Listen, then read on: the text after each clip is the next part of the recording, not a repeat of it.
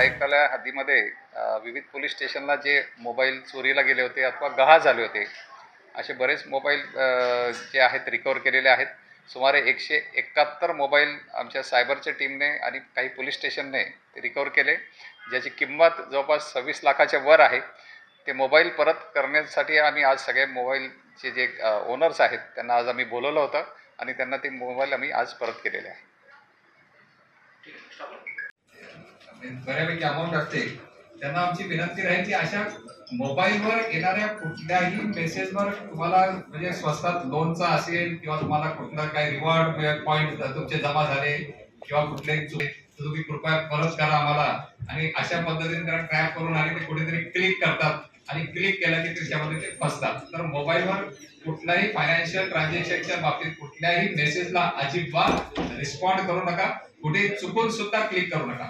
आणि आता सध्या तर एआय टेक्नॉलॉजी आलेली आहे। एआय ची टेक्नॉलॉजी तर इतकी विलक्षण आहे की त्याच्यामध्ये तुम्हाला एखादी फोन येईल असं वाटेल की आपल्या मुलाचाच फोन आहे, त्याचाच आवाज आहे, इथपर्यंत की व्हिडिओ कॉल मध्ये सुद्धा तो तुमच्या घरच्या व्यक्तीसारखा तो दिसेल व्यक्ती, आणि तो तिथून काहीतरी तुम्हाला रिक्वेस्ट करेल की मी असं इथे अडकलो आहे, मला एकदम इमर्जन्सी मध्ये इतके पैसे ताबडतोब पाठवा वगैरे असं काहीतरी तो विनंती करेल। आणि आपण खात्री न करता काहीतरी जर केलं तर ते त्याच्यामध्ये परत आपण कुठेतरी बळी पडू शकतो। तर याच्यामध्ये असे जर कॉल आले कुठे तर आपण परत तो कॉल कट करून रेग्युलर कॉल लावून आपल्या त्या व्यक्तीशी त्या संबंधित आपल्या नातेवाईकांशी बोललं पाहिजे आणि खात्री केली पाहिजे की बाबा हे फोन तूच केला होता का। त्याने जर फोन नाही उचलला तर त्याच्या घरातले त्याच्यासोबत इतर व्यक्ती असेल त्यांच्याशी बोललं पाहिजे की तो असं फोन आला होता, असं कुठे तो अडचणीत आहे का।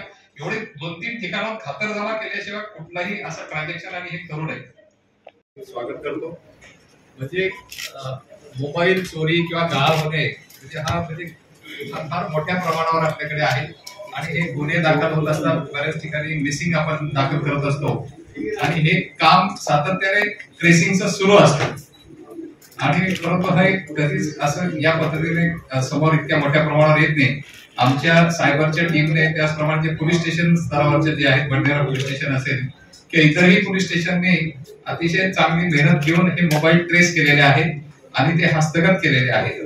आज आम्हाला आनंद होत आहे की दिवाळीच्या आधी या सगळ्यांना त्यांचं मोबाईल आम्ही परत करू शकलो आहे आणि या मोबाईल सोबतच आम्ही त्यांना एक सायबर जनजागृती जो महिना सुरू आहे आणि जो माननीय मुख्यमंत्र्यांच्या हस्ते ज्याची सुरुवात झालेली आहे या महिन्यामध्ये, त्याची पुस्तिका आम्ही तयार केलेली आहे की सध्या सायबर गुन्ह्यांपासून स्वतःला सुरक्षित कसं ठेवावं याची फार शॉर्ट मध्ये परंतु अत्यंत उपयुक्त माहिती या पुस्तिकेमध्ये आहे।